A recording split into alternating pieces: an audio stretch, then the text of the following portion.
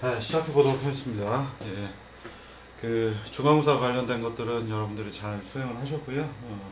이제 그 새로운 내용으로 또 넘어가 보도록 하겠습니다.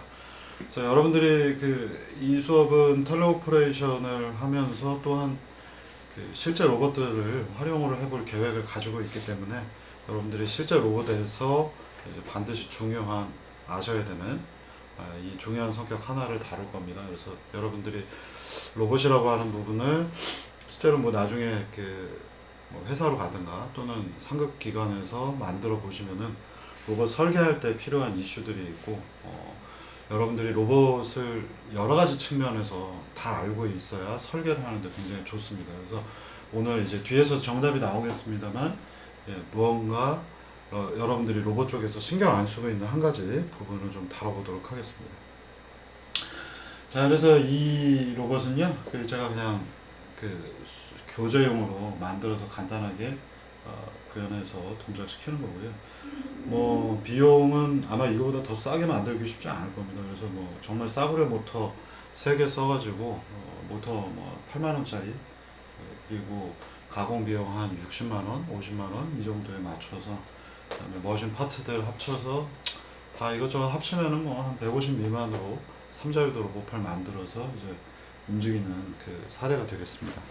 동영상이 여기 있나? 네. 지금 보시면은 얘는 이제 푸마 삼자유도 타입이고요. 그래서 지금 맨 밑에서 허리 부분 웨이스트 있고 어깨 부분 동작하고 엘보이 있습니다. 그리고 여기 지금 링크 대신에 예전에 이제 테스트할 때 찍어놓은 거라 저 이제 링크가 아니라 자전거 펌프입니다. 그래서 뭔가 막대기 대신에 꽂아놨던 장면 중에 하나가 되겠습니다. 그래서 실제 지금 여기에서 한 축 있고 여기에 두 번째 축 그리고 세 번째 축이 이렇게 움직이고요. 그래서 뭐 이런 종류의 로봇만 만들어 보셔도 여러분들이 뭔가 좀 느끼시는 바가 있을 겁니다. 그리고 이게 그 가벼운 게 아니라 알루미늄 재질로 되어 있기 때문에 전체 무게도 좀 되기 때문에 실제로 제어라든가 여러 가지 이슈들을 다룰 수 있어서 실험용으로 이제 제가 만들어서 테스트하는 뭐 이런 용입니다. 그래서 작년에 한번 이걸 가지고 이제 텔레오퍼레이션 실험을 했는데 핀이 빠져버리는 바람에 그날 4개 팀이 전부 다 못했던 적이 있어요. 그래서 뭐 올해는 조금 보완을 해가지고 다시 이거 가지고 또 실험을 해볼 겁니다. 그리고 실제 올해는 실제 로봇이 있는데 실제 로봇보다 사실 어떻게 보면 이 로봇을 가지고 실험을 하는 게 여러분들이 더 많이 배우실 수 있는 이유가 실제 로봇은 완전 해킹을 하지 않으면은 일부만 지금 뚫어놨기 때문에 이 각각의 컨트롤러들의 PD 컨트롤 이런 부분에 접근을 하기가 어렵습니다. 그래서 여기서는 어쨌든 만들어 놓은 로봇이니까 그 개인 컨트롤이라든가 그다음에 PD 컨트롤 외에 다른 것들도 할 수 있기 때문에 오히려 실험 목적에서는 이 녀석을 가지고 하는 게 낫습니다. 그래서 이거 가지고 올해도 실험을 좀 해볼 거고요. 그래서 전체 계획은 예전에 뭐 만드는데 얼마 안 걸려요. 이 정도는 이제 어떻게 결과물이 나올지를 알고 있는 입장에서는 설계라고 하는 것들이 굉장히 수월하고 쉽습니다. 금방금방 할 줄 알기 때문에.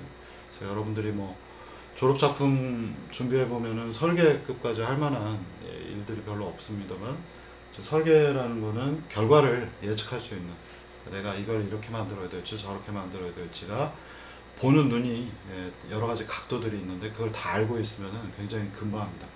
그래서 지금 보시면 도면 그리는데 뭐 이틀밖에 안 걸렸고요. 그래서 뭐 일부 베어링이 있냐 없냐 가지고 베어링 없으면은 재고 따라서 또 실수 바꿔야 되니까 그런 작업해서 뭐 가공 막히면 가공 한 2주면 나옵니다. 그래서 뭐 전체 금액 한 58만 원인가 그렇게 나왔던 것 같고요. 그래서 여러분들이 이거를 이제 또 몇 년 전인가 한 학생이 따라서 해보겠다고 하다가 가공만 2번, 3번 했는데 뭐 퀄리티가 너무 차이가 나고 그래서 아마 여러분들이 이런 식의 가공을 하신다 그러면은 좀 별로 추천하지 않습니다. 그러니까 생각보다 굉장히 그 좌충우돌 트라이얼 앤 에러가 많아서 잘 못하더라고요. 그래서 아마 노하우하고 경험 이런 것들이 좀 필요하셔야 될 거고요. 이렇게 만들어서 확실하게 가공을 하는 이유, 그리고 축 가공을 어떻게 해야 되는가, 축 베어링을 어떻게 선정해야 되나. 이건 이제 종이로 만들어 갖고 움직이거나 뭐 플라스틱 쪼가리에다가 구멍 뚫어서 축을 꽂거나 해서는 되지 않는 문제들이기 때문에 이제 베어링 설계들 다 해야 되고, 그다음에 축 어떻게 구성해야 되는가. 로봇 쪽에서 가장 어려운 것 중에 하나는 이제 관절 설계입니다. 그래서 관절을 어떻게 나이스하게 할 것인가 하는 부분. 다음 두 번째는 동력 전달을 어떻게 할 것인가. 이거 뭐 예산이 거의 없는 직역에서 그때 한 거기 때문에 굉장히 심플하게 만들어져 있고 기본 기능만 구현할 수 있게 되어 있기 때문에 뭐 가격도 되게 싸게 나왔고요. 그리고 원래는 이런 관절들 부위에는 이제 하모닉 기어라고 하는 고기어, 고비율 기어들이 들어가야 됩니다. 그래야 뭐 여러분들이 나중에 좀 제어를 해보시면 느끼겠지만 댐핑이 굉장히 높아야 제어하기도 편합니다. 그래서 산업용 로봇군에서는 뭐 당연히 모든 관절에 하모닉 기어, 뭐 500대 1, 2000대 1짜리 하모닉 기어가 들어가고, 그래야 제어도 편하고, 그다음에 최종적인 어떤 그 레졸루션, 해상도도, 공간 해상 능력도 되게 좋아집니다. 한 번쯤은 뭐 만들면서 실패도 해보고 해야 설계라고 하는 것들에 대해서 여러분들이 좀 이해를 하실 수 있고요. 근데 이제 여러분들이 여태까지 모르고 있는 로봇의 특징이 하나가 이번 챕터 안에 녹아 들어가 있습니다. 그래서 그걸 설명을 드리는 게 목표고, 뭐 얘들의 설계적인 관점은 사실 그렇게 중요하진 않습니다. 자, 그래서 이제 이 녀석 움직이는 것, 잘못 눌렀네. 사이즈는 뭐 지금 축간거리 250mm, 되게 작죠. 그래서 팔 다 펴봐야 뭐 500mm 정도, 0.5m 정도, 이 정도라서 뭐 되게 작지만, 여기에는 이미 뭐 하중이 꽤 들어가죠. 여기 알루미늄 소재들 썼기 때문에 하중이 꽤 돼서 이너시아도 좀 되고, 그래서 여기서부터는 이제 여러분들이 제어라고 하는 것들의 성격을 좀 명확하게 보실 수 있는 그런 예제가 되겠습니다. 그래서 이걸 개발할 때 어떻게 했는가에 대한 프로세스를 여러분들이 이제 뭐 설계를 무언가를 한다라는 컨셉에서 좀 한번 제가 설명을 쭉 드릴 거고요. 그래서 제가 누누이 얘기합니다만 로봇은 대충 나는 이런 걸 만들어야겠어. 그래서 그렇게 대충 만드는 것들은 아니고요. 그러니까 항상 제가 얘기합니다만 내가 알고 있는 것들, 지식들을 토대로 투영을 하는 과정이 설계이기 때문에 이 설계라고 하는 것들은 여러분들이 되게 잘하는 사람도 있지만 못하는 사람도 있습니다. 그리고 못하는 사람들은 영영 못할 거예요, 평생. 이건 일종의 뭐 저주나 뭐 이렇게 디프레스 하는 내용은 아니고요. 그러니까 뭔가 센스라고 하는 것들이 필요한데 그게 부족한 분들은 이제 평생 그 설계를 정확하게 뭐 내가 배우고, 설계라고 하는 건 배워서 하는 것이 아니고요. 그리고 센스로 하는 겁니다. 그래서 엔지니어링 센스가 없는 분들은 설계적인 것들 되게 어렵습니다. 가르쳐서 되는 일이 아니거든요. 이 설계를 할 때는 여러 가지 이제 공학적인 것들을 좀 고려를 해야 됩니다. 그래서 뭐 단순하게 길이 정하고 하중 정하고 하는 거는 뭐 쉬운 얘기들이니까 당연히 하는 거고요. 로봇을 설계할 때 있어서는 여러분들이 시뮬레이션을 굉장히 중요하게 생각을 하셔야 됩니다. 그래서 이 시뮬레이션에서 문제점이 뭔가를 판단을 하고, 그리고 나서 로봇을 실제 설계를 하는 것들이 좀 수월합니다. 근데 이제 설계를 하고 나서도 문제점들이 보이는데, 그러면 이제 가공 다 끝나고, 지금 보시면 이제 가공 다 하고, 그리고 나서 뭔가 바꾸려고 하면 돈도 많이 들어가고, 그다음에 뭔가 처음부터 모든 프로세스를 다 시작을 해야 되기 때문에 이 꼼꼼하게 소프트웨어적인 부분부터 시작해서 이 이론적인 부분들을 다 따지고 나서 하드웨어 설계를 하는 것이 옳습니다. 그래서 비용 절감하고, 그다음에 트라이얼 앤 에러를 줄이기 위해서는 먼저 이 녀석이 어떻게 움직일 것인가 라고 하는 부분들을 하나씩 하나씩 다 체크를 한 다음에 그때 가서 만들면 됩니다. 그래서 대표적인 얘기가 그 치타 로봇 있죠? 점프하는 거. 치타 같은 경우에 설계해서 만드는 데까지 오히려 이 컨트롤 측면에서 1년 반 정도 꼼꼼하게 체크를 하고, 실제 만드는 기간은 뭐 다 합쳐서 한 달? 그 정도밖에 걸리지 않습니다. 그래서 여러분들이 이제 학생이니까 만들어 보고 싶은 것들이 욕망이 큰 건 알겠습니다만, 만들어 봐야 제대로 안 움직입니다. 그래서 만들기 전에 미리 이 녀석이 가지고 있는 거동이라든가 문제점들을 미리 다 판단을 해서 그 팩터들을 설계라고 하는 치수라고 하는 부분에다가 마지막에 투영을 시키는 거죠. 그리고 나서 만들기는 얼마 걸리지 않고요. 이 녀석 같은 경우에 굉장히 간단하기 때문에 뭐 보드 납땜하고 뭐 다 해서 제어까지 하는데 끝나는데 총 하루가 걸렸던 것 같아요. 그래서 제가 뒤에서도 일정 관련해서 얘기 드리겠습니다만 여러분들이 하나의 사례로서 알아두시면 좋을 것 같아서 과정에 대해서 좀 얘기를 할게요. 그래서 먼저 이제 기획을 해서 기획단에서는 삼자유도 팔 하나 정도 만들어서 실험하는 데도 써먹고 뭐 제어 쪽 하는 데도 써먹어야겠다. 수업에 잘 활용해야겠다. 해서 이제 계획을 잡았고요. 그리고 나서는 이제 여기는 이제 H월드라고 되어 있습니다만 루프 시스템이죠. 요새는 옛날에는 이 키워드로 되어 있었습니다만 삼자유도 거 푸마 로봇에 일단 설계를 간단히 했죠. 그래서 여러분들 호모제니어스 트랜스폼 하는 것들 잘 알고 계시기 때문에 먼저 이렇게 만들어 보고 사이즈하고 그다음에 실제로 뭐 가상의 사람도 이 안에 제가 넣어가지고 대충 이 정도면 되겠네. 이렇게 해서 이제 설계를 했고요. 그래서 지금 보시면 여러분들 친숙하게 잘 알고 계시는 포워드 키네마틱스 수식 똑같이 구현해서 실제 로봇의 관절을 내가 플러스 마이너스 방향을 어디로 놓겠다. 그래서 지금 보시면 여기에 일부러 두 번째 축은 G축이 앞쪽으로 향하게 이렇게 바꿔놓고 그래서 뭐 저쪽으로 뉘어도 되겠습니다만 그러면 마이너스 각 때문에 보시는 여러분들이 보기가 좀 어렵잖아요. 그래서 플러스 각도로 지금 보면 다 Z축이 이쪽 방향을 향하고 있죠. 그래서 이렇게 해서 테스트 해보고 이 결과물 XYZ 확인까지 한 다음에 공간을 얼마만큼 차지하겠구나 라고 하는 것까지 이제 따져서 뭐 이거 하는데 숙제 해보신 분들 3학년 수업 다 해보셨지만 이거 구현하는데 뭐 얼마 걸리지도 않죠. 소스 코드도 많이 여러분들 드렸기 때문에 뭐 금방 수월하게 잘 됩니다.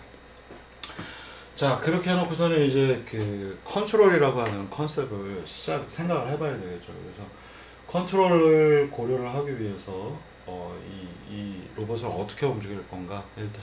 일단 뭐 텔레오퍼레이션 하기 위해서는 PD 컨트롤 쓸 수밖에 없어요. 그래서 뭐 여러분들 로봇 관련해서 여러 가지 그 컨트롤 기법들이 있습니다만 이 수업에서는 되게 단순한 것들을 쓰려고 계획을 했기 때문에 여기서도 이 녀석은 PD 컨트롤로 할 생각이었고요. 뭐 설계 관련된 얘기는 뒤에서 제가 조금 더 많이 얘기 드리겠습니다. 그래서 PD 컨트롤이 텔레오퍼레이션은 무조건 PD 컨트롤을 쓰기 때문에 PD 컨트롤 일단 테스트 해봤고요. 여러분들 뭐 잘 알고 계시는 것처럼 뭐 여기 조인트 1의 사례입니다. 그래서 수식으로는 에러는 세타 디자이어드 빼기 세타 그리고 PD 컨트롤 하게 되면 결국 토크가 나가는데 이 경우에는 모터 드라이버가 PWM 신호를 받기 때문에 볼티지 레벨에 따라서 토크가 나중에 부하에 따라서 결정이 되는 상태죠. 그래서 실제로 원칙적으로는 토크가 나가게 돼 있습니다만 토크가 아니라 PWM 듀티가 결정이 날 것이고 거기에 몇 배 배수를 해서 최종적으로 토크로 계산하면 되겠죠. 그리고 KP2, KD2 도트 PD 컨트롤이니까 PD 해서 D는 에러를 미분한 거, 뭐 맨날 얘기하는 겁니다. 그래서 수식 이렇게 쭉 적어놓고 아시는 것처럼 에러는 KP2 더하기 KD DT분의 DE 미분이잖아요. 여기까지는. 그래서 여기까지는 이퀄로 되어 있는데 지금 여기 잘 보시면은 부호를 제가 이렇게 표현해 놨죠. 그래서 얘는 이제 유사한 경우가 되겠습니다. 그래서 실제 프로그램을 쓰기 위해서는 미분한 걸 직접 에러 값을 미분한 걸 모르니까 되게 짧은 시간 델타 t에 델타 2의 2 에러의 차이값 그래서 2 빼기 2 올드 값 이렇게 됐고 올드 값은 저장을 해서 매번 쓰게 되죠. 반복적으로 쓰니까 에러는 q 디자이어드 빼기 q 그다음에 에러 도트 값은 여기 이제 요 부분을 계산하는 거죠. 에러 도트 값은 에러 빼기 에러 올드 값 나누기 델타 t는 1000Hz 1초에 1000번 할 거기 때문에 델타 t는 0.001 1ms로 숫자를 넣습니다. 그러니까 나누기 0.001이니까 이 값에다 1000배를 곱하는 거죠. 여러분들 그래서 항상 KD 개인 값 D 컨트롤 할 때 KD 값은 되게 작은 값을 쓰셔야 되는 이유가 델타 t가 0.001이기 때문에 에러 빼기 에러 올드 값에 1000배를 해주기 때문에 KD 값은 되게 작은 데서부터 컨트롤 하셔야 되겠습니다. 나머지 다 이렇고요. 지금 보시면은 뭐 KP는 0.5, KD는 0.1 해서 시뮬레이션 상에서 수행한 결과 보실 수 있겠습니다. 그러면 이 PD 컨트롤이 전부 다냐? 사실 그렇지 않아요. 그래서 여러분들이 이제 뒤에서 제가 다시 한번 얘기 드리겠습니다만, 강인제 여기 로버스트 컨트롤을 뒤에서 이제 예제로서 보여드릴 거고요. 네, 오늘 아니고 이제 다음 차, 예, 다음 주쯤에 아마 로버스트 컨트롤 얘기를 좀 드릴 거고요. 그래서 이 PD 컨트롤만 전부 다가 아니라 이제부터는 이 PD 컨트롤을 활용을 해서 로봇을 움직여야 되는데, 여러분들이 실제 로봇을 움직일 때 PD 컨트롤 외에 고려하셔야 되는 부분들을 오늘 수업 시간에 조금씩 얘기를 드릴 겁니다. 자, 여러분들은 잘 알고 계시는 것처럼 이제 매스, 스프링, 댐퍼 이렇게 들어가 있는, 여기 C 또는 B로 생각하셔도 됩니다. 댐핑 코에피션트, 댐핑 개수가 되겠고, 그래서 MX2 더하기 CX 더하기 KX는 F, 아주 제어 관련해서 항상 나오는 얘기가 되겠고요. 2차 시스템이고, 얘를 시간에 대해서 이쪽 축이 시간, 이쪽 축은 변이에요. 이만큼 잡아당긴 다음에 탁 놓게 되면, 이만큼 잡아당긴 다음에 탁 놓으면 얘가 이렇게 흔들리겠죠. 댐핑이 있기 때문에 시간이 지나면 지날수록 이렇게 흔들려야 되는데, 그 폭이 점점점 에너지가 깎여나가면서 쭉 해서 결국은 0에 수렴하는 것들, PD 컨트롤의 핵심이고요. 자, 이렇게 되어 있는, 여러분들이 이제 제어에 대한 것들을 조금씩 더 배우시게 되기 때문에 시간축으로 보면 이렇게 흔들리는데, 이걸 다른 차원으로 바꿔서 관찰할 수 있습니다. 위치 변화가 지금 이렇게 되고 있잖아요. 위치를 X축으로 놓고 Y축은 시간을 빼버리고 속도를 놓는 겁니다. 그래서 여기는 변이 X고요. 보시면 X 도트, XD라고 제가 표현했습니다. 그래서 여기는 위치, 변이, 그 다음에 이쪽은 속도를 놓게 되면, 맨 처음 시작할 때 시간이 0일 때 1이라는 위치에서 시작했잖아요. 1이라는 위치, 이 근처일 텐데 시작할 때 속도가 0이었기 때문에 바로 이 점에서부터 시작하고요. 이 그림을 시간을 빼버리고, 얘는 시간에 대해서 이렇게 흔들리지만 여기는 위치와 속도로 놓게 되면 이 녀석이 이렇게 뱅글뱅글 돌면서 마지막 순간에 원점에 가서 수렴을 하게 됩니다. 이런 것들이 이제 컨트롤, 그리고 시스템 다이나믹스 컨트롤 관련된 동력학적인 요소들이 되겠습니다. 그래서 나중에 이 그림은 이런 공간을 X와 XD, 그러니까 X 도트죠. 위치와 속도의 형태로 만들어 놓은 새로운 공간을 상태 공간, 스테이트 스페이스라고 부릅니다. 그래서 이 공간에 대한 것들을 설명할 때 다시 한번 제가 얘기를 드리겠고요. 그래서 이 PD 컨트롤의 핵심은, 여러분들 제가 계속 얘기하고 있습니다만, PD 컨트롤을 토대로 해서 나는 매스밖에 없었는데 P 컨트롤 하니까 K 값이 등장을 했고, D 컨트롤 하니까 댐핑이 추가가 된 거고요. 그래서 얘는 P 컨트롤 계속 했습니다. 여러분들이 졸업하기 전에 이건 절대 까먹으면 안 되고, 나중에도 꼭 알아서 활용해야 되기 때문에 계속 반복적으로 얘기 드리고 있고요. 그래서 이 D 컨트롤의 개인에 해당하는, 여기 댐핑 코에피션트 C를 작게 했을 때, 크게 했을 때 고동을 보시면 시간에 대해서, 얘는 댐핑이 적으니까 흔들림이 천천히 줄어들고 있죠. 얘는 댐핑이 높으니까 이 흔들림이 빨리 줄어들어서 0에 빨리 수렴하고 있습니다. 지금 여기 시간을 보시면 0에서부터 1초 동안 흔들림이 멈추지 않고 있는데, 얘는 0.8초 만에 흔들림이 대폭 줄어들어서 멈추는 거 보실 수 있습니다. 그래서 여기는 D, 즉 파라미터로는 C에 해당하고요. D 컨트롤, KD 게인을 높이게 되면 이 녀석이 빨리 멈춘다는 것들을 여러분들이 이번 학기 내내 제가 계속 반복적으로 얘기 드리고 있어요. 그래서 댐핑 또는 D 컨트롤이 높아지면 에너지를 빨리 소비하면서 얘가 빨리 멈추더라 라는 얘기를 드렸습니다. 로봇 컨트롤 할 때는 이런 부분이 되게 유리합니다. 그래서 여러분들이 이 제어라고 하는 컨셉 때문에 로봇을 설계할 때 조심해서 판단하셔야 되는 거. 댐핑이 있어야 제어하기가 편하겠구나. 댐핑을 높이기 위해서는 내가 D 컨트롤, PD 컨트롤에서 KD 값, KD 개인 값을 높여야 된다는 것도 알고 계시는데, 이게 컨트롤의 이슈만의 문제가 아니라는 얘기를 하고 싶은 겁니다. 그래서 댐핑이 높으면 무언가 빨리 수렴을 해서 컨트롤하기가 편하겠구나. 그러면 우리가 설계라는 관점에서는, 제어라는 관점에서는 댐핑을 높여야 되니까 KD라고 하는 계수를 높이면 되겠는데, 설계할 때도 이게 반영이 될 수 있기 때문에 얘기를 드리는 겁니다.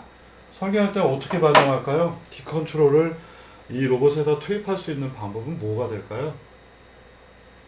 설계할 때 여기 조인트 하나, 둘, 세 개가 있는데 이 조인트들을 어떻게 설계하면 내가 댐핑을 높일 수 있을까요? 이런 관점에서 문제를 생각해 보시라는 겁니다. 이 부분에 기어비를 대폭 늘리면 어떻게 될까요? 기어들을 지금 보시면 제 손가락이 이렇게 기어처럼 들어가고 있는데 기어 이빨을 더 좀 촘촘하게 해서 이렇게 더 많은 것들이 들어가면 기어끼리 부딪히면서 기어는 롤링, 구름과 그다음에 컨택, 미끄러짐, 슬라이딩 이 두 가지가 같이 존재합니다. 그래서 기어가 처음 이렇게 갖다 닿았을 때는 여기서 살짝 밀리는 슬라이딩 되는 밀림 현상이 벌어지고요. 그 다음 기어가 맞물려서 돌기 시작을 하면 여러분들은 기어가 무슨 옛날에 2학년 때 3D 프린터로 만든 것처럼 이빨 개수만 맞추면 돈다고 생각하지만 그건 큰일 날 얘기고요. 기어에 대해서 여러분들은 잘 모르시는 거고요. 기어를 그냥 쉽게 배운 것 뿐이고요. 기어는 이 기어 이빨 모듈러스를 계산을 해서 기어들이 처음에는 밀리다가 그 다음부터 롤링을 합니다. 그러니까 슬라이딩과 롤링이란 두 가지 성격을 이해하셔야 되는데 여기에 탁 갖다 대면 이렇게 뱅그르 하고 돌면 이거 완벽한 롤링이죠. 회전이 확실한데 실제로 모든 기어들은 그렇게 되질 못하고요. 살짝 밀리는 슬라이딩이 살짝 밀린 다음에 그 다음에 롤링이 시작이 됩니다. 그래서 이빨 개수가 많으면 많을수록 슬라이딩이 많기 때문에 슬라이딩이 많으면 뭐예요? 프릭션, 마찰이 많은 겁니다. 그래서 댐핑이 높아질 수밖에 없고요. 그래서 기어 개수가 많으면 이빨의 개수가 많으면 많을수록 댐핑 코에피션트가 하드웨어적으로 올라간다는 얘기입니다. 그래서 댐핑이 올라가면 이빨이 많아야 되면 뭐가 있을까? 하모닉 기어라고 하는 기어비가 굉장히 높은 것들을 그래서 로봇 쪽에 투입을 합니다. 그래서 기어비가 높으면 높을수록 여러분들이 제어할 때 댐핑이 굉장히 높기 때문에 댐핑 조절을 적당히 잘 안 해도 되겠죠. 근데 이렇게 생긴 로봇들은 지금 이제 보여드리기가 좀 애매합니다만 이 녀석들은 지금 풀리로만 연결이 되어 있기 때문에 기어비가 굉장히 낮아요. 실제로 이 모터들도 굉장히 기어비가 낮은 걸 썼고 100대 1 정도 기어비를 썼습니다. 그래서 기어비를 왜 100대 1을 썼을까? 일단 기어비가 낮으면 가격이 쌉니다. 가격이 싸고요. 보통 하모닉 드라이브라고 불리는 녀석들 하모닉사가 만들고 있고요. 일본 기업입니다. 그래서 하모닉 드라이브가 로봇 쪽에 굉장히 많이 쓰이고 한국 경우에도 이걸 국산화를 굉장히 많이 했습니다만 성능에서도 차이가 나지만 뭔가 한국 기업들이 이걸 연구 투자해서 제가 아는 분 중에 한 분은 40억 투자해서 하모닉 드라이브 양산 체제를 갖췄는데 곧바로 일본 하모닉사가 가격을 15% 수준을 떨어뜨리는 바람에 하모닉 드라이브 국산 만들지 않고 있는 걸로 알고 있습니다. 그래서 이 영역도 치열하게 싸움을 하고요. 이 하모닉 드라이브 같은 경우에 기본 비율을 500대 1이라고 부릅니다. 그리고 보통 산업용 로봇에서는 2000대 1에서 5000대 1까지 써요. 그래서 이 로봇들은 기어비가 굉장히 높기 때문에 댐핑이 굉장히 높습니다. 그래서 어떤 심한 경우에 보면은 자중에 의해서 이렇게 로봇이 내려가지 않는 경우도 가끔 있어요. 5000대 1 정도 되면 그렇고요. 또 왜 저는 100대 1을 썼는가?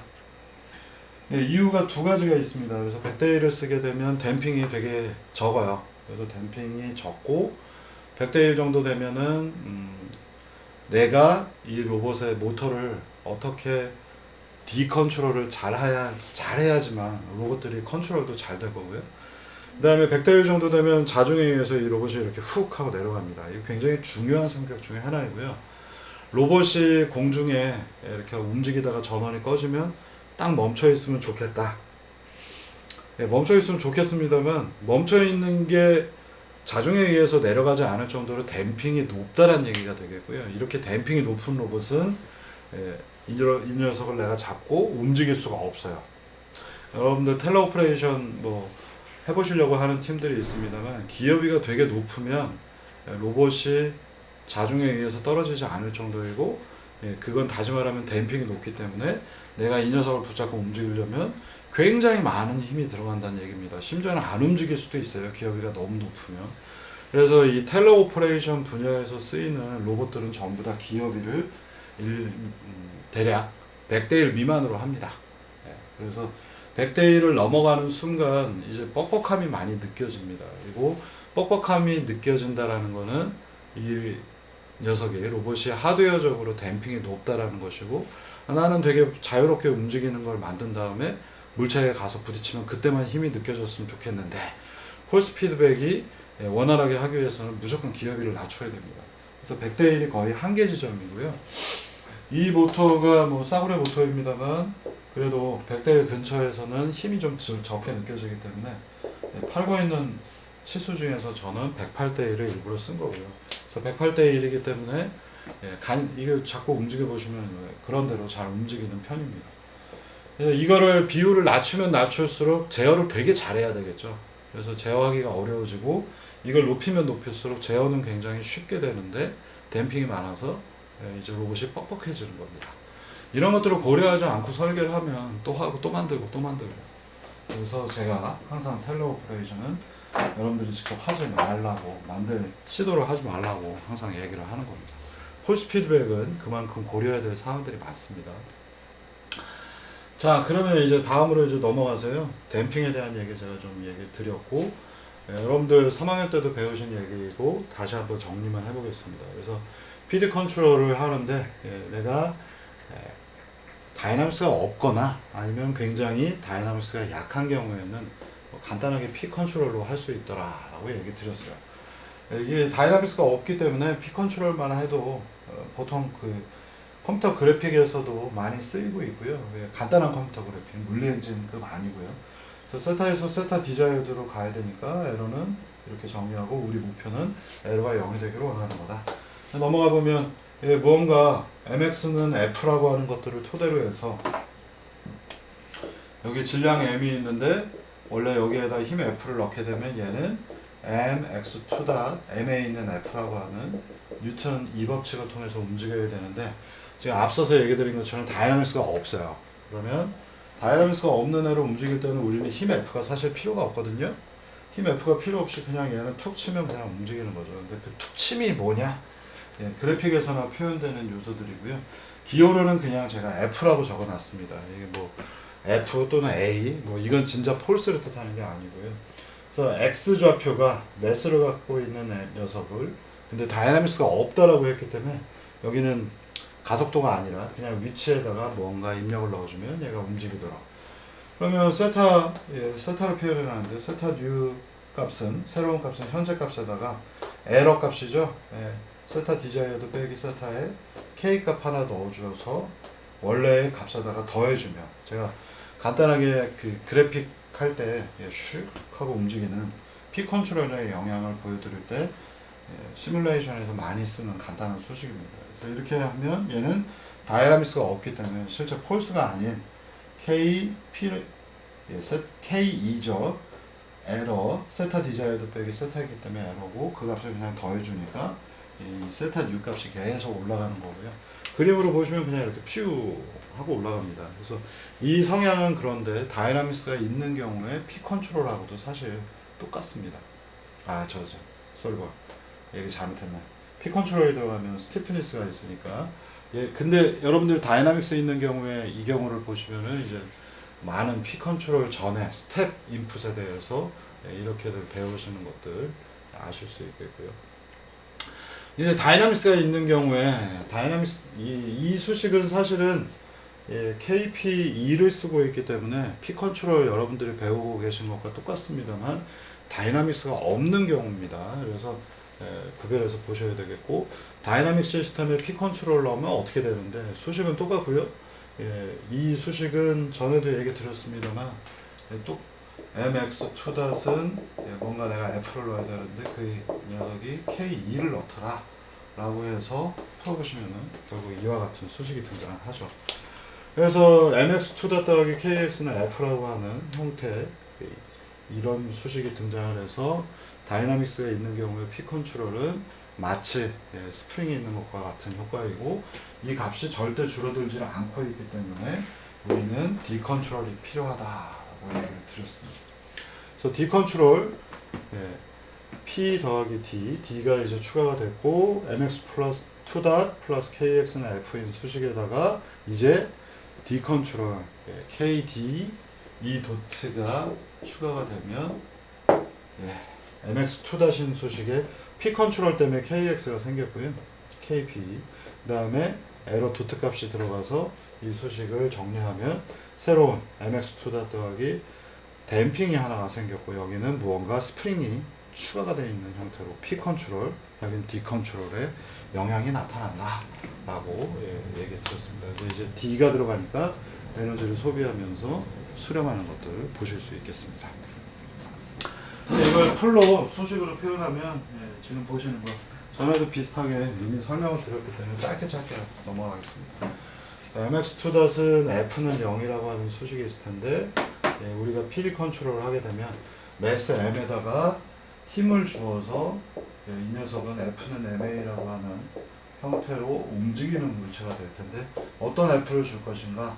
ma, a는 두 번 미분한 거고, 내가 여기다 kp하고 kd 도트를 넣기 때문에 라고 하는 수식으로 지난번에 3월달에 아마 설명을 드렸고요.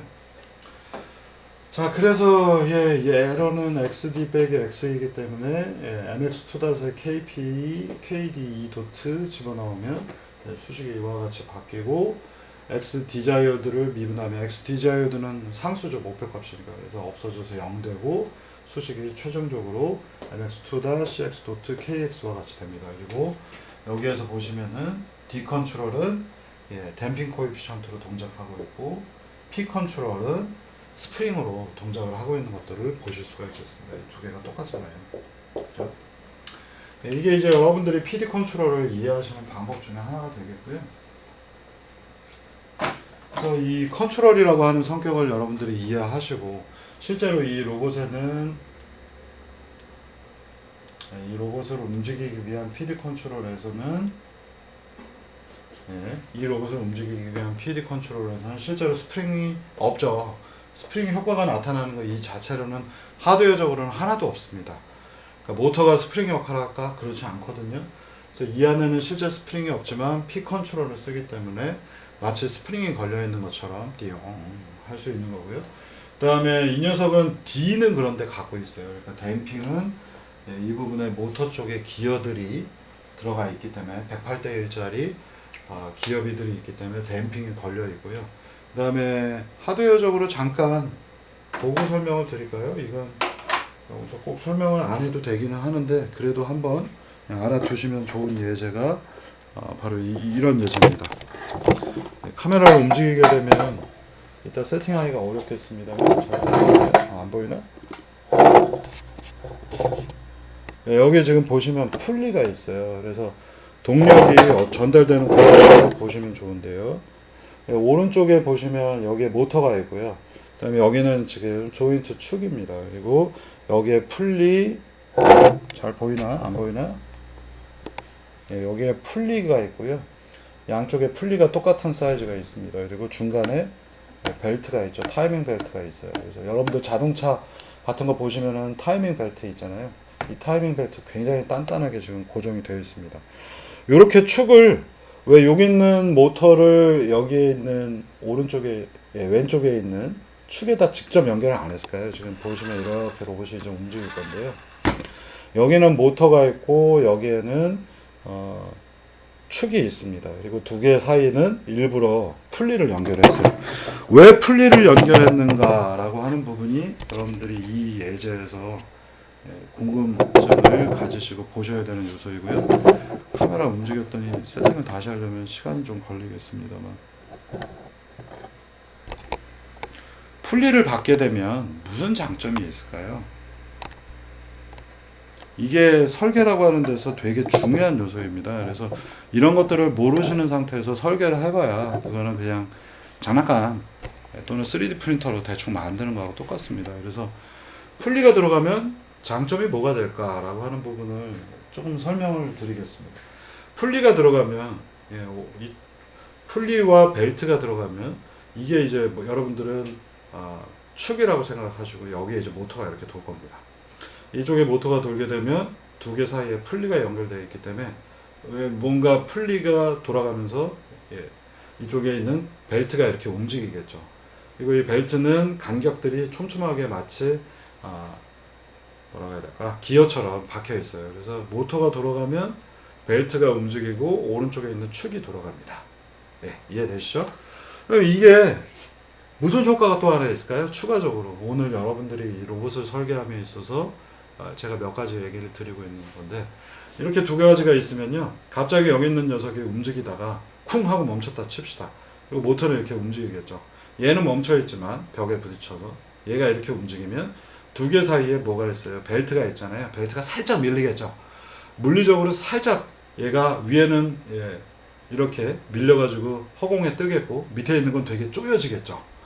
그러면 이게 순간적으로 풀리는, 굉장히 여러분들이 재질을 보시면 고무줄 같은 걸로 생각하시면 안 됩니다. 이거는 거의 굉장히 단단한 쇠같이 늘어남이 거의 없는 녀석이에요. 근데 아주 작은 순간 얘가 멈춰 있고 얘는 살짝 밀려 있기 때문에 모터는 움직이기 때문에 이 사이에서 얘는 떠버리니까 텐션이 동작을 못해서 헐렁헐렁한 거는 잡아당기는 힘이 없잖아요. 머리카락하고 똑같죠. 근데 밑에 있는 녀석은 잡아당겨지니까 어떻게 되겠어요? 순간적으로 빵 하는 순간 이쪽으로 반대 방향으로 잡아당기는 텐션이 걸리겠죠. 그래서 다시 얘는 돌아옵니다. 이 효과를 잘 설명하면 거꾸로 뭐라고 할 수 있겠습니까? 이 부분에서 바로 풀리가 있기 때문에, 풀리가 있고 중간에 벨트가 있고 벨트가 아주 작은 양만큼 늘어나거나 또는 줄어들 수 있기 때문에 이 순간적으로 이 풀리와 두 개 풀리 사이의 벨트는 스프링의 역할을 해주게 되겠고요. 아주 짧은 순간 잡아당겼다가 다시 원상 복귀가 되기 때문에 힘을 가해도 원상태로 돌아와 버리는, 즉 댐핑의 효과가 있는 겁니다. 이 물리적인 시스템들, 물리적인 실제 시스템들을 구현하실 때 동력축과 실제 축이 있는데 이 두 가지 사이를 벨트로 연결하는 이유는 물리적인 환경, 실제로 여기에 있는 축이 가다가 딱 멈춰요. 이렇게 얘가 돌면 이렇게 서로 잘 돌았으면 좋겠는데 얘가 그걸 못 쫓아가거나 얘가 하중이 많이 걸리거나 얘가 벽에 꽝 하고 부딪히면 얘가 못 돌아야 되는데 꿍 하고 돌잖아요. 벽의 영향을 모터 쪽에 전달해 주는데 두 개의 풀리와 풀리 사이에는 벨트가 있고 그 벨트가 에너지를 흡수하는 역할을 해줍니다. 그래서 무언가 로봇들의 경우에 풀리가 있게 되면 쿵 하고 부딪히면 모터가 충격을 받지 않고 그 충격량을 중간에 있는 벨트가 흡수하도록, 즉 물리적인 실제 가상적인 디컨트롤에 의한 댐핑이 아니라 물리적인 하모닉 드라이브를 쓴다거나 기어를 쓴다거나 그리고 중간에 풀리와 벨트를 씀에 따라서 벨트가 에너지를 흡수하는 이런 시스템인 겁니다. 그래서 풀리를 썼기 때문에 이 녀석은 댐핑 코에피션트가 생각보다 높게 나옵니다. 자, 그러면 여러분들이 조금 잘 더 생각을 해보시면 좋을 것 같아요. 이거 기어를 쓰는 건 어때요? 기어를 쓰게 되면 이빨이 돌아가는데 얘가 이렇게 에너지를 전달하고 얘는 이렇게 돌아야 되는데 이제 오른쪽, 여러분들 보시기에 왼쪽, 이 녀석이 축이라서 지금 딱 이렇게 돌다가 얘가 꽝 하고 멈췄어요. 그러면 모터는 돌고 있어서 얘를 이빨이 꽝 하고 찢겠죠. 그러면 어떻게 됩니까? 이건 이빨이 부러지거나 이빨과 이빨이 두 개가 슬라이딩이 되는, 아까 기어는 무조건 슬라이딩과 롤링이라고 했잖아요. 슬라이딩이 되는 부분에 꿍 하고 찢기 때문에 기어 표면에 영구 손상이 발생할 수 있습니다. 그래서 기어 대 기어인 경우는 충격 흡수를 하나도 못합니다.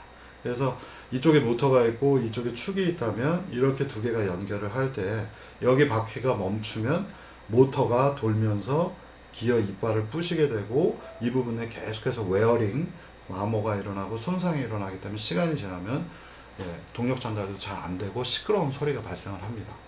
그래서 되게 재밌는 사례입니다만 대한민국에서 모바일 로봇들을 만들어서 서비스하는 업체들을 제가 몇 군데 자문도 하고 감리도 가보고 했는데 너무 못 만드는 거예요. 그러니까 여태까지 제 기준에서 봤을 때 대한민국에 있는 많은 회사들 중에서 딱 한 군데만 서비스 로봇 관점에서 문제를 잘 풀었고요. 1톤짜리 대형 화물을 움직이는 기업 쪽에서는 아예 본능적으로 무언가를 넣었어요. 그리고 서비스 로봇임에도 불구하고 뭐 하중 뭐 4, 50kg밖에 안 되는 로봇이라 그냥 기어로 되어 있는 것들 뭐 쓰면 좋겠지. 기어가 돌면 소음을 많이 만들잖아요. 그리고 그 경우에 로봇이 움직이지 못하거나 갖다 벽에 박거나 하면 기어의 영구 손상이 일어나고 먼저 구리스가 먼저 여기서 이렇게 밀리면 슬라이딩 프릭션이 발생하기 때문에 그리스 많이 치더라도 이 부분에 어떻게 돼요? 열이 올라가죠. 열이 올라가면 구리스는 온도가 올라가면 기화를 빨리 해버립니다. 그래서 구리스가 점점 없어져 버리게 됩니다. 시간이 지나면 소음이 발생하고 영구 손상들이 계속해서 일어납니다. 그래서 무언가 신경을 쓰고 기계적인 관점을 조금이라도 이해하고 있는 업체에서 서비스 로봇 하는 회사 중에서는 딱 한 군데만, 그리고 나머지 대형 화물을 만드는 업체에서는 아주 본능적으로 여기에 반드시 하나를 넣습니다. 여러분들 머릿속에 답이 아마 이제 생각이 날 거고요. 기어 대 기어로 연결을 하게 되면 이쪽에 있는 바퀴라든가 또는 이쪽에 액추에이터가 있는 모터 파트 둘 중에 한 군데에는 무조건 뭐가 들어가야겠어요? 에너지를 흡수할 수 있는 스프링 구조. 스프링은 에너지 흡수가 명확하지 않아요. 스프링은 에너지를 모으는 형태이고, 오토바이도 마찬가지죠. 그래서 여러분들이 잘 알고 계시는 것처럼 한국말로는 쇼바, 업소버, 에너지를 흡수한다 해서 업소버입니다. 그래서 업소버. 이 업소버를 이제 짧게 해서 소바가 돼버린 거고요. 오토바이 소바 같은 것들을 여기에 설계해서 넣지 않게 되면 얘네들은 충격이 있을 때마다 기어 파트의 손상이 계속 벌어지고 그 다음에는 나중에 시끄러운 소리를 만들어냅니다. 이런 것들이 이제 아주 단순해 보이면서도 굉장히 실질적인 어떤 산업체에서는 반드시 고려해야 되는 요소들 중에 하나입니다. 그래서 여러분들 아마 뭐 모바일 로봇, 이동 로봇 쪽에 관심이 있으면은 많이 이제 중국에서 팔고 디바이스 마트나 여기 또 디바이스 마트 PPL이 나왔네. 이런 데서 사시는 것 중에 하나가 이제 옴니 휠들인데, 옴니 휠들의 경우에 대부분 에너지 로스가 되게 많고, 그 다음에 슬라이딩, 프릭션들이 굉장히 많아서 댐핑에는 유리합니다만, 여러분들이 이런 것들을 쓰실 때에는 반드시 윤활에 대한 거 고려하셔야 되고, 그리고 뭐 기본적으로 걔들은 많은 경우들이 여러분들이 댐핑을 고려를 안 하기 때문에 바퀴가 고무 재질로 되어 있는 것들, 그리고 고무가 어느 정도 특정 사용한 다음에는 닳아서 없어지고 교체를 하는 고무 또는 우레탄 소재들 많습니다. 이제 그런 것들로 꼭 써야 소리도 적게 나고, 그다음에 마찰이 적어지기 때문에 동작도 정확하게 나옵니다. 이게 설계라는 관점에서 내려가 보면은 오히려 로봇 쪽은 여러분들이 아무것도 아는 게 없다라고 보시면 됩니다. 그래서 만들어 본 거라고 3D 프린터 장난감 갖고 해본 거라서 사실은 그런 부분들은 설계할 때 전혀 도움이 되질 않습니다. 되게 도움될 것 같잖아요. 실제로 전혀 도움이 되질 않습니다. 쇠 깎아봐야 그때 가서 설계라고 하는 것들이 무엇인지 이해하게 됩니다. 그러니까 하중이 작은 녀석들에서는 설계를 이해할 수가 없어요. 그래서 여러분들 하신 거 다 장난이라고 보시면 됩니다. 안타깝게도. 근데 가공이라고 하는 것들은 실제로 여러분들이 어떤 학교도 가공을 공고가 아닌 이상 가공을 해볼 길이 없기 때문에 이런 것들은 대부분 산업체에 가서 여러분들이 실질적으로 배우시게 되는데, 이유를 생각하고 이해를 하는 것이 중요하기 때문에 여기에서 그런 부분들 소개하는 거고요. 시간이 제가 오늘 말이 많아서 이제 PD 컨트롤이라고 하는 것들을 여러분들이 이해를 하셨다면 이 로봇의 움직임을 보시면서 한 번쯤 생각을 해보겠습니다. 첫 번째 동영상을 틀어보겠습니다. 맨 왼쪽 위에 지금 보시면요, 지금 이 녀석이죠. 되게 빨리 움직이죠. 휙 하고 움직입니다. 특정한 각도까지 로봇이 움직이는 건데 굉장히 빨리 슉슉 지금 PD 컨트롤을 하고 있는 상태가 되겠고요. 오른쪽 로봇 보면 똑같은 각도로 움직이는데 아까보다 좀 속도가 느려졌죠. 슉. 보이시나요? 혹시 몰라서 왼쪽 거 다시 틀어보겠습니다. 왼쪽 거 움직여보면 슉 빨리 움직이죠. 오른쪽 거 움직임 보면 되게 조금 더 천천히 움직입니다. 슉. 예. 그 다음에 이제 밑으로 내려가서 보시면은 움직임이 어때요? 슉. 조금 천천히 움직이죠.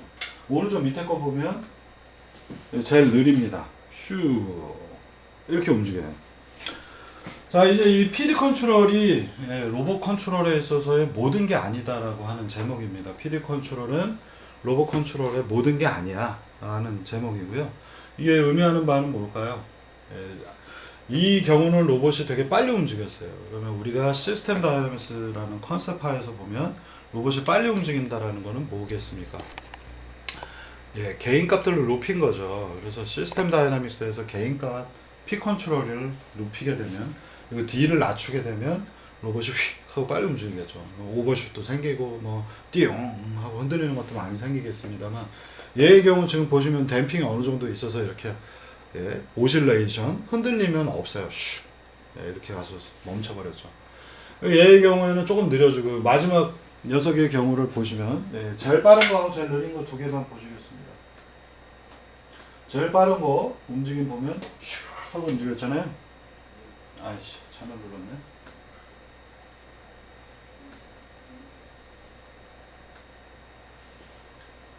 슉 되게 빠르잖아요. 오른쪽 밑에 거 보시면 천천히 움직입니다. 똑같은 각도를 목표로 했어요. 이 두 개의 차이는 이 제목이 의미하는 바처럼 PD 컨트롤의 개인 값이 서로 다르지 않아요. 말을 잘못한 게 아니고요. KP, KD 두 개의 PD 컨트롤 개인은 이 모든 네 개의 예제에서 동일한 개인 값을 써서 찍은 겁니다. 개인 값이 똑같은데 왜 얘는 빠르고 얘는 느릴까요? 라고 하는 게 이제 여러분들한테 던지는 이번 챕터에서의 그 질문이 되겠고요. 왜 개인 값이 똑같은데 로봇이 움직임이 서로 다를까? 라고 하는 질문을 던지고 잠깐 쉬었다가 이어서 하도록 하겠습니다.